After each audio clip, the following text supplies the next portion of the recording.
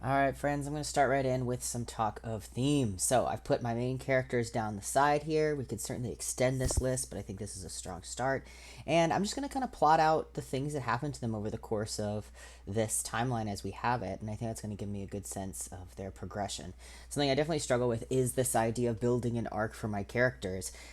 For one example, I'm working on an adaptation of this woman's life. I think she's incredible. I just want to write about all the cool stuff she did. But film structure rules would tell me that she has to have this big flaw that she has to overcome, the hero's journey, all this stuff. So I don't necessarily think in terms of people. Sorry. I think in terms of interesting situations and I mean, certainly, I think in terms of people, it's what's happening to people, but I don't necessarily think in terms of the change of these characters. I think that can be a little hard to write. So I think this will be a good exercise for me. So, starting off, showing the problem here with our girl Sabra, we have a suffocating family. Um, yeah. And I think with you like showing the problem, so I guess I'm already kind of answering this in terms of theme. I thought I was just going to list events here, but for Yancy it's restlessness and also kind of rejecting tradition. Let's call it bucking tradition.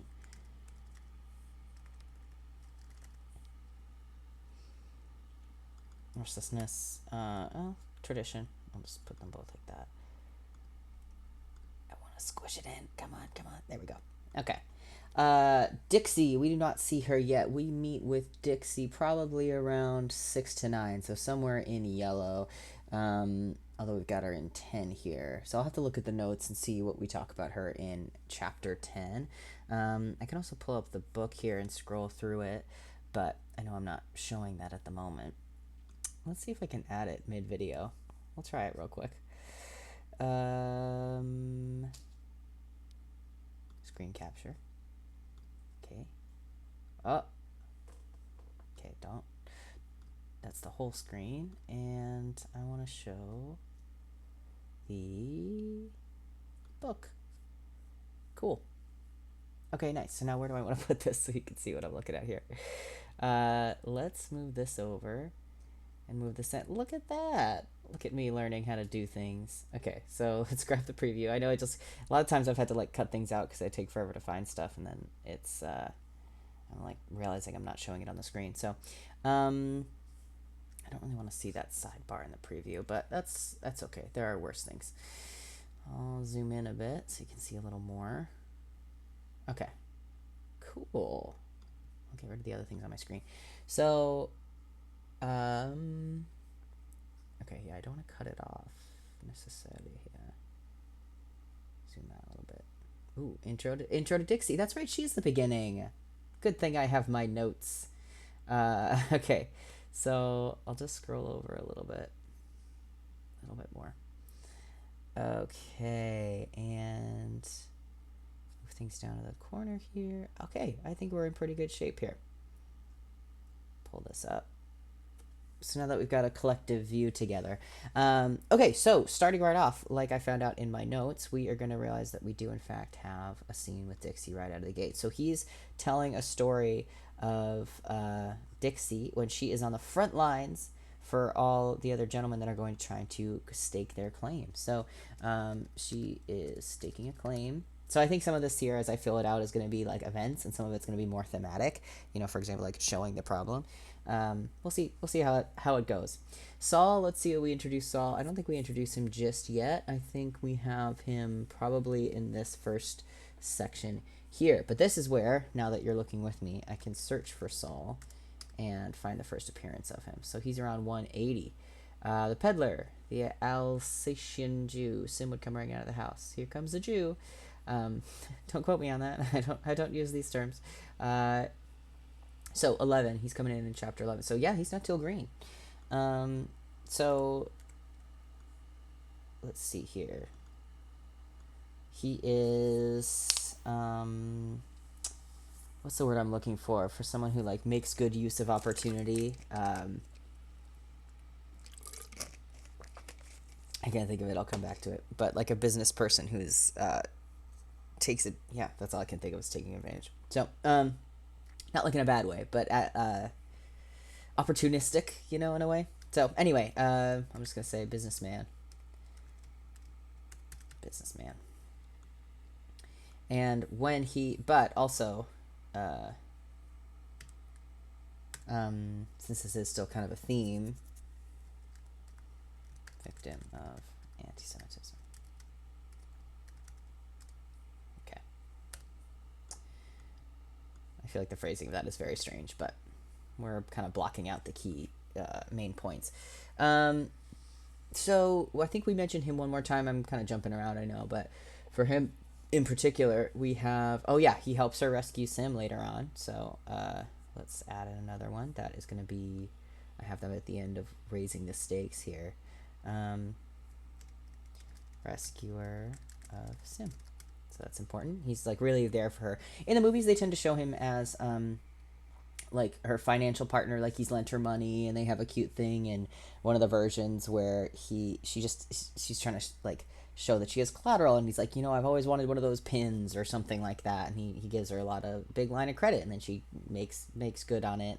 And so they've got a great friendship, and then also that kind of financial partnership as well, because he just keeps kind of growing and growing his business. There goes into a whole detour in the book about how he has like a zoo in the back of his store, and like someone gave him a bear, like a baby bear, in trade for things. I don't know if I'll go into quite that much detail, but I do love, like with this story, showing how much they all kind of grow up and succeed is an exciting thing to see the progress from like it's originally called like the whole town is just a gash in the desert to then like a city as it grows up. And I think both versions of the movie do a good job of showing that, but it does all just kind of tumble in at the end, so that's where the pacing of this might be a little tricky. So we have he's going to be, of course, very supportive at the end. Oh, I put that in the wrong spot. Oh no, that's because I copied it. Okay, so for this we have him. I wrote it as a note, so it must be a good part of that chapter. He expands. Good for him. And I know there'll be a lot more details, but this is a good to. It'll also just kind of show me some of the gaps I need to fill in. Celebrating Sabra. I'm sure he's the one that's kind of encouraging of like it should be about her, but I can go back and see that exact quote. And I don't know if he's necessarily in this joyful defeat moment or not. Let's see. What's the last reference to Saul in the entire book? What do we got? Building. Saul had built a penthouse for his own plans. It was one of a kind. Did not make annual pilgrimage to New York. Something about that. Saber's age. Cast sentiment for the fashions.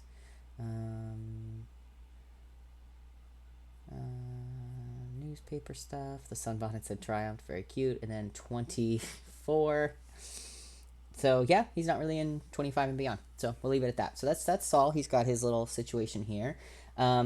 With Dixie, there's a nice moment of their solidarity that they have. So I don't think I explicitly put that in here, but I think it's kind of talked about here, like kind of the solidarity moment. But let's see if there's anything else in the agreement related to Dixie. I do have Dixie, not in a lot of detail. So, but we've got her trial in blue. So let's say judgment of Dixie kind of in the beginning. We have trial of Dixie. That's a big deal. And then we're going to have death of Dixie. I think I have that in the blue. Yes, I do. Yes, I do. Very sad. And it's like this kind of offhanded thing in the book. It's very sad. So that's definitely important. I want to give that some weight. So she won't be in the rest of this. Anything else for her? No, because this is like leaving home, and well, maybe in yellow. She's in church too, yeah. And the other women are like, oh, what are they doing here? There's a funny line. In church, there's a funny line where it talks about how the church is just absolutely packed for that first service, but when all the pretty ladies come in, suddenly many new seats are found. So I like that line. So she's definitely there. Makes sense she wouldn't be here though. That's fine. So Saul, we went through Saul. We have Isaiah. So he starts off, like I said, he is basically like an enslaved person to this family. He's literally up on this like rafters thing, fanning them physically. Like he is a fan in the ceiling. So fanning, I'm just going to keep it vague so I can keep it short there. I don't know, right? The Venables and all that. So then he escapes. Oops. then he gets to escape with them, which is cute. Or stowing away, I'll call it that, more accurate. But he's very happy to be with them, and they're like, okay. How about mimicking Dad, sort of. Mimicking Yancey here on the way to church. I mentioned that in the last one. Mimicking Yancey. How do you spell mimicking? There it is. Okay. And then fun and games. Not the death yet. So I don't explicitly have him in the outline here. This is where the first movie kills him off in Fun and Games during the shootout, which again we don't see in the book. They just kind of have him be an accidental, not friendly fire, but someone, he gets shot in the mix of things, and it's very tragic and sad. But I remember I hadn't finished the book yet when I was rewatching the original movie, and I like texted my fiance. I was like, "They killed him. Why did they kill him? He's not dead." And then I would find out later that he has a much, much more tragic and suffering-filled death later. So that's in Raising the Stakes. So of Isaiah. So with that, we'll of course have to introduce that Anita, who is the Native American that he makes a baby with, will have to be introduced as kind of a helper around the house for these other moments. Okay. There can be probably we could have a cute moment in here. They have a cute moment in the movie where like the baby girl is born, and he just takes her under her wing and is like, she's so beautiful and adorable, I love her. So let me see how much of that is true to the book, which I wouldn't be surprised, of course, but like actually involves him versus just a cute scene that they add into the movie. Named after John himself. The neighborhood wives showed up. Oh, here we go. Look at that. She know me. Hi, who you rolling your eyes at, making faces? He danced for her. He sang Euro songs for her. Sorry if I shouldn't do any voices when I read that. But yeah, so we'll just say like sweet caretaker. I don't know what that means. And then sadly the death. So there we have wind chimes outside. Okay. All right, Sim. He's pretty much just a baby in the first one. But Tell the Problem, this is where he gets his kind of stories from Dad. So she's not too happy about that to start with. But then we have... Gosh, I don't really think of any big moments with him in the first section here. Oh, he goes missing in this part too. Missing with the kid. Which is confusing phrasing, but the kid is the name of the outlaw that gets involved. Then we have, yeah, like I said, I can't really think of him in the next part and being too featured, but we have Fun and Games. Yeah, back to Wichita. So I'll just write Wichita for now since we wrote that scene earlier. We know that he gets involved sharing some of his father's teachings. Raising the Stakes, we're going to have him falling in love with Ruby, so I'll just write Ruby since that's kind of what I'm tying her to right now is her relationship to him. I know we'll add more detail later. And then he's getting married here. They do have a scene, how much I'll keep of it, I'm not sure, where with her governorship, they kind of use the family as some kind of political points of I don't remember exactly what it is, but Donna ends up being very crafty in helping her mom in her representation as a governess. So I think at one point they turn to Sim's kids and it's like, someone says something terrible about Native Americans and he's like, oh, well, I'm one of them. I'm not like that. So I guess we could say, you know, his children here. You know, he's a dad at the end. And they're probably surefully celebrating Mom, but I don't know that he's necessarily in this last chunk. Okay, Donna. Donna is born here, as we just figured out with Sweet Caretaker. Born. And then we have Gold Digger later. So where did we put Gold Digger color-wise? We've got, yeah, in the blue. So looking for a husband. I can scratch that in. There we go. And then, yeah, just whether or not I want to keep her in here. She kind of has some closing stuff about wealth and politicking. I like that word. It's so silly. So if we want to keep her kind of conclusion, it would involve that there. And then again, we're kind of keeping this just at the end here for Sabra. So, so I guess we can make this pretty simple here with death, and running to Yancey and holding him and all that good stuff. Okay, what else we got? We got Felice Venable. So, starting off, she just doesn't really believe in her daughter. So, so how about horrified on behalf of her daughter? She's like, "You're not gonna go." She's very much like, "You're not gonna go." And so for Saber to be like, "I'm going, Mom," is like a good, intense moment. You're very proud of her in that context. And then of course we have this pretty much the same thing here. Talk about a character that doesn't really change much. What color did we have this in? Back to Wichita. Horrified on behalf of her daughter. Age 8. There's this line where it's like, oh, now I just see her as this like weak old woman and wobbling in her high heels, and that was in the chapter that we adapted earlier. So, age, yeah, and unchanged, which is kind of a oxymoronic phrase there, but still cranky as ever, sort of, to contrast. And then I was looking it up before. They have like there's a part where she sends her a Harper's Bazaar, and I just think that's kind of funny, the idea of like Sabra's just trying to get settled in this new world, and her mom sending her a magazine being like, this is how civilized people live. But I realized it was much earlier. I thought maybe it would be something we call back to after they've had their Wichita moment. But there's also a moment where she sends her a letter, which I thought was, it's just like really mean. So no surprises there. But let's see if we can find Harper's real quick. Harper's Bazaar. So like she sent her these magazines regularly as an extra sting.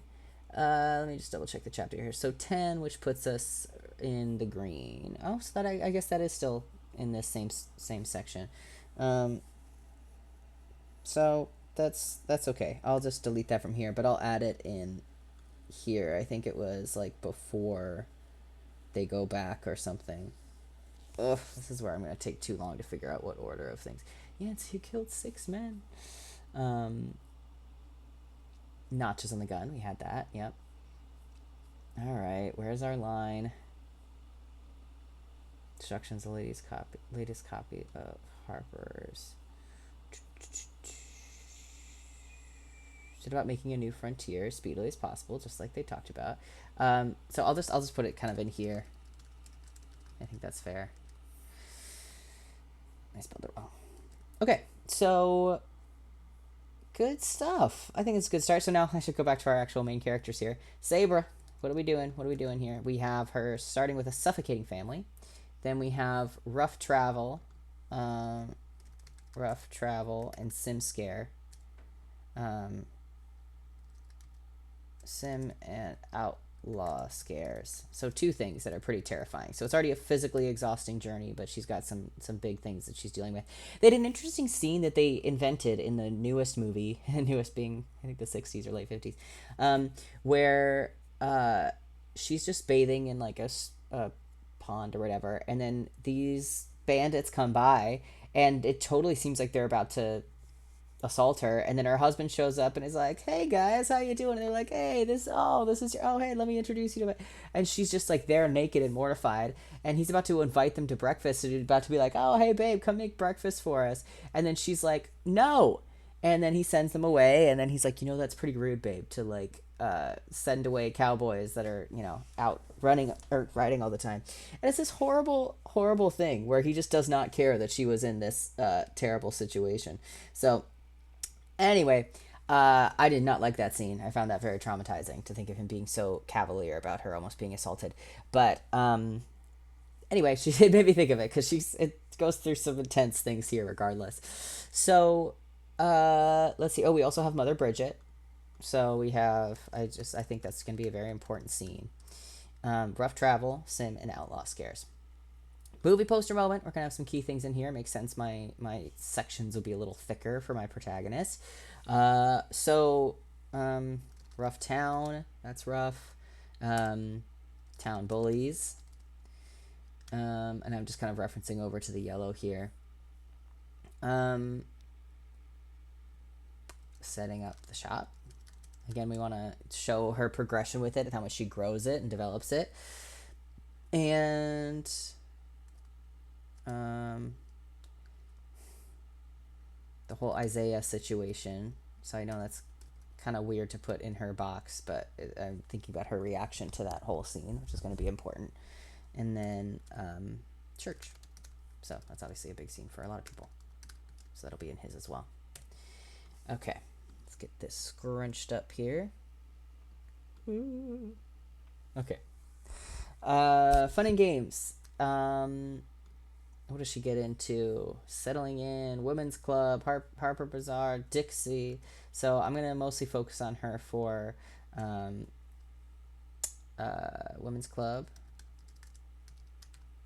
Back to Wichita. That's a big one, of course. That's why I wrote it right away. Go ahead. What do I do? Tab to get it to spell for me. The kids shootout. I mean, it's just not as interesting for her. I mean, of course, she's just worried that her husband's hurt, but it's like, I feel like, well, I'm going to write that quick, just like it is in the book, versus all the movies that make a meal out of it, as we know.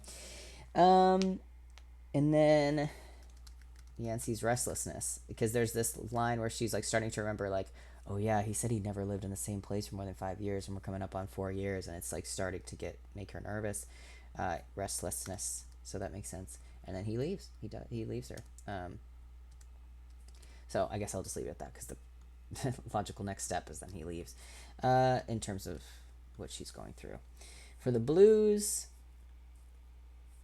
she's going to be involved in Dixie's death. But not explicitly. It could be other women in the town. I'll have to reread it, so I'm going to leave that out for right now. Tragedy of Isaiah is going to be a thing here. Rescuer looks like such a weird word. Did I spell that right? Return of Nancy. Oh, there's an interesting point too, where after the shootout, she kind of goes and stares at the young boy that was killed. The kid, the outlaw, and she just looks at the. She's like, she kind of talks about it like this naughty thing where she let herself go and look at him because his body's just like on display in its case. You know, like kissing Kate Barlow. Sorry. So anyway, I want to have that little moment in here too. Tragedy of Isaiah, Return of Yancey. So, kids shootout. Looking at the bodies. I don't want to forget that moment. So this, I'll probably keep it in the outline side here, near it for me, but things I don't want to forget when I actually get to writing it. So, raising the stakes, the tragedy, Dixie trial. All this is like basically through her eyes, so they're events about other people, you know, but Marshmallow. Rescuing Sam. Yeah, that's gonna be a lot of things happening there to her. Bobby runs away. What else we got? I'm gonna run out of space for Yancey on here.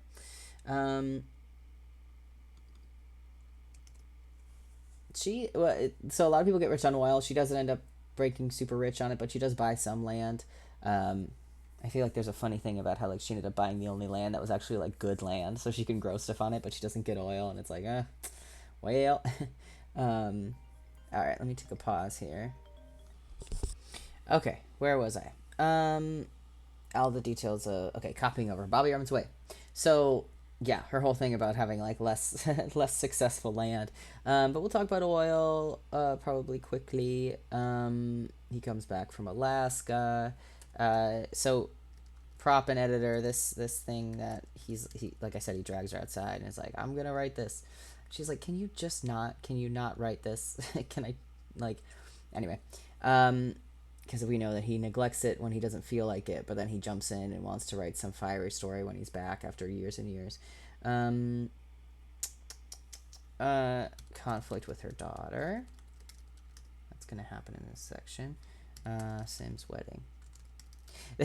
That'd be kind of funny to have it be like Donna's talking about just being a gold digger and very blunt about it, and Sabra's like horrified.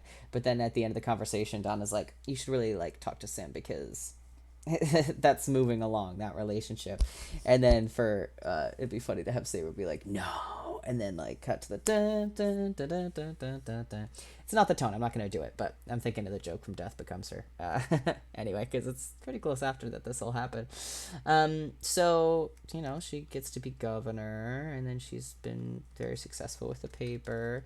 What I hated was in the second movie, they're like, hey, we're gonna celebrate your wonderful life and your success with the paper, and the whole time she's like, no, no, no, no, just celebrate my husband who's been presumed dead for all these years. I think in the second one they even say he dies a war hero, and she just spends the whole time. And like, I get it, like women deflecting compliments and, you know, putting the attention on someone else, but it's just like movies trying so hard to make him a hero, and I don't think he should be. So let's see, yeah, the whole stuff with the statue, it's gonna kind of bring us home. Alrighty, so let's go through Yancey's side of things. I feel like this is going to be a little tight. Let me see about moving her stuff up here so we have space. So this is where I can try to see if I can do this right. Is it like that? Ooh, nice. And let's see the like equidistant thing. Like that? Yeah, great. Oh, so clean. Love it. Restlessness, tradition. Yes, that is very much his first theme there. So, getting into telling the problem. Okay, well, honestly, what we could do is like show like a town ferment. Oh wait, no, they're not there yet. So, he's already, yeah. I mean, he's almost like not even as important in this part, but he's just like, you know, guiding them west. And then there's the moment where he lets the kid go. Basically, like the police show up and say, "Hey, have you seen this outlaw?" And he's like, "No, I don't know." And his wife later is like, "Why did you do that?" He's like, "Oh, he's just a kid. He's probably a good kid. He's had it rough." Things like that. But then later, with some other criminal situation, she's like, "Well, you let the kid go. You know, why are you not going easy on this person?" I don't forget the exact instance. So anyway, by movie poster, we have the whole Pegler situation. He's asking around. He's ruffling feathers. Print shop. Print. So I guess I could call this kind of print and Pegler section, and then church, as we know, is going to be an important scene for all of them, which is why it's a good like movie poster moment. So scooch that in a little bit. Church, and yeah, so we've got Notches. We kind of learn about his killing history here. Notches. And helping Saul. That's good. Shootout. And then restlessness. And then he leaves. Womp womp. Okay. By the blue, we have... He comes back a war hero and gets involved in Dixie's trial. He's the defense, essentially. And then he hates the pineapple. He thinks it's like the stupidest thing ever. And then, yeah, he leaves again.